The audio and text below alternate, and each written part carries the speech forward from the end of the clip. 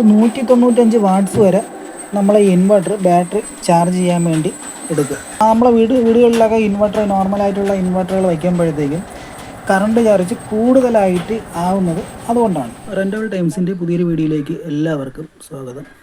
അപ്പോൾ ഇന്നത്തെ വീഡിയോയിൽ നമ്മളെ വീട്ടിൽ ഉപയോഗിക്കുന്ന ഒരു നോർമൽ ഇൻവെർട്ടറാണിത്. അപ്പോൾ ഇതിനെ നമ്മൾ സോളാർ ഇൻവെർട്ടറാക്കി ഇങ്ങനെ ഉപയോഗിക്കാം എന്നാണ് നോക്കുന്നത്. അപ്പോൾ വളരെ സിമ്പിളായിട്ട് നമുക്ക് ആർക്ക് വേണമെങ്കിലും ഇത് ചെയ്യാം. ഒരു 800 VA മൈക്രോടെക്കിൻ്റെ ഒരു സൈൻ വേവ് ഇൻവെർട്ടറാണ്. അപ്പോൾ നമ്മളിതിൽ ഉപയോഗിക്കുന്ന ബാറ്ററി എന്ന് പറയുമ്പോൾ എക്സൈഡിൻ്റെ സോളാർ 2 ലിറ്റർ ബാറ്ററി തന്നെ 100 ആംപിയറാണ്.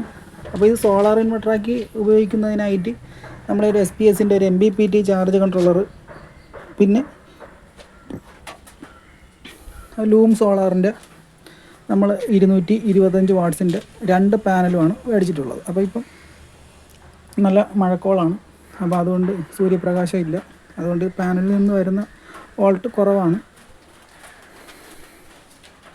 നിങ്ങൾക്ക് കാണാം.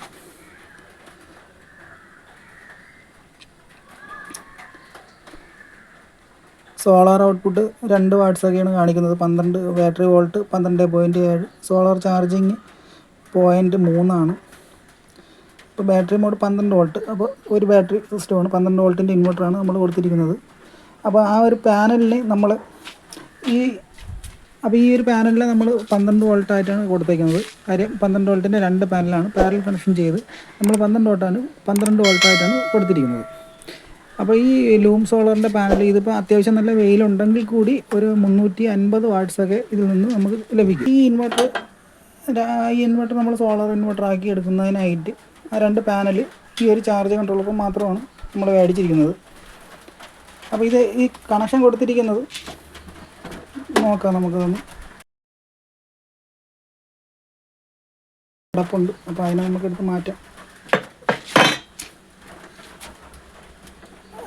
നമ്മൾ ഈ ബാറ്ററിയിലോട്ട് കണക്ട് ചെയ്യുന്ന കേബിൾ നമ്മൾ 10 mm സ്ക്വയറിൻ്റെ കേബിളാണ് നമ്മളത് വാങ്ങിച്ചത്. അപ്പോൾ അത്യാവശ്യം നല്ല ഇത്രയെങ്കിലും ഒരു കട്ടിയുള്ള ഒരു കേബിൾ തന്നെ നമുക്ക് ഇതിൽ ഉപയോഗിക്കണം.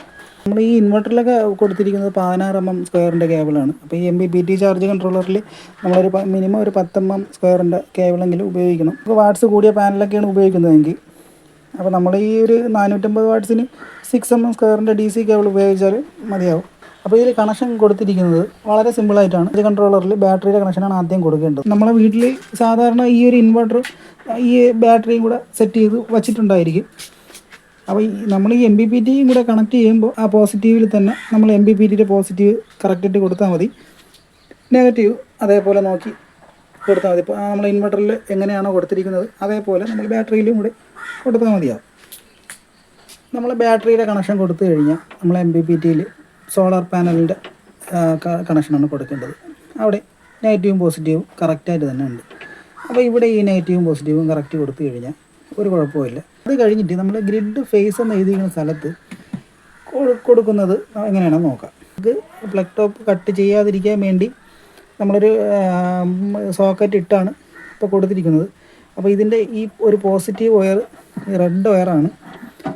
ആ റെഡ് വയർ നമ്മൾ ഇൻവെർട്ടറിൻ്റെ ഫേസ് വയർ നമ്മൾ ഇവിടെ ഔട്ടിൽ കൊടുക്കണം. ഗ്രിഡ് ഫേസ് എന്ന് എഴുതിയിരിക്കുന്ന ഭാഗത്ത് ഔട്ടിൽ കൊടുക്കണം. അപ്പോൾ ഇതിൻ്റെ ഇൻവെർട്ടറിൻ്റെ ന്യൂട്രൽ വയർ നമ്മൾ നേരിട്ട് നമ്മൾ KCB ലൈനിൽ തന്നെ കൊടുത്തിട്ടുണ്ട്, അതായത് പ്ലഗ് ടോപ്പിൽ കൊടുത്തിട്ടുണ്ട്. അപ്പോൾ ഗ്രിഡ് ഇന്നെന്ന് എഴുതിയിരിക്കുന്ന ഭാഗത്ത് നമ്മൾ KCB നിന്ന് വരുന്ന ഫേസ് വയർ കണക്ട് ചെയ്യണം, ഗ്രിഡ് ഇന്നെന്ന് എഴുതിയിരിക്കുന്ന ഭാഗത്ത്. അപ്പോൾ ഇത്രയേ ഉള്ളൂ ഇതിൻ്റെ ഒരു കണക്ഷൻ എന്ന് പറയുന്നത്. അപ്പോൾ വളരെ സിമ്പിളായിട്ട് തന്നെ നമുക്ക് തന്നെ സ്വന്തമായിട്ട് ചെയ്യാൻ പറ്റും. അപ്പോൾ ഇതിപ്പം പൂർണ്ണമായിട്ട് നമുക്കൊരു സോളാർ ഇൻവെർട്ടർ ആണെന്ന് നമുക്ക് പറയാൻ പറ്റില്ല.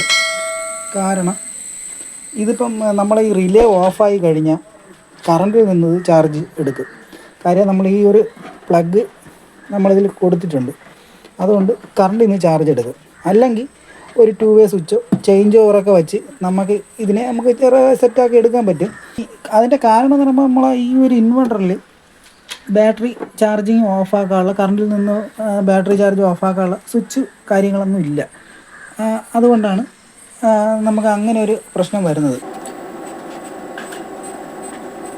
അപ്പോൾ ഏകദേശം ഒരു 195 വാട്ട്സ് വരെ നമ്മളെ ഇൻവെർട്ടർ ബാറ്ററി ചാർജ് ചെയ്യാൻ വേണ്ടി എടുക്കുക. നമ്മളെ വീടുകളിലൊക്കെ ഇൻവെർട്ടർ നോർമലായിട്ടുള്ള ഇൻവെർട്ടറുകൾ വയ്ക്കുമ്പോഴത്തേക്കും കറണ്ട് ചാർജ് കൂടുതലായിട്ട് ആവുന്നത് അതുകൊണ്ടാണ്. നമുക്ക് ഇതുപോലെ ഒരു 2 പാനൽ അല്ലെങ്കിൽ ഒരു പാനൽ 450 വാട്ട്സിൻ്റെയൊക്കെ 12 വോൾട്ടിൻ്റെ പാനൽ കിട്ടും. അപ്പോൾ ഇതുപോലൊരു MPPT കൂടെ ഇതുപോലൊരു MPPT ഒക്കെ വെച്ച് ഇതുപോലൊരു ചെറിയൊരു സെറ്റപ്പ് ആക്കി എടുത്തു കഴിഞ്ഞാൽ ഇതുപോലെ ഈ ഒരു ഇൻവെർട്ടർ ബാറ്ററി ചാർജ് ആക്കുന്ന ഒരു കറണ്ട് നമുക്ക് ഒഴിവാക്കി എടുക്കാൻ പറ്റും.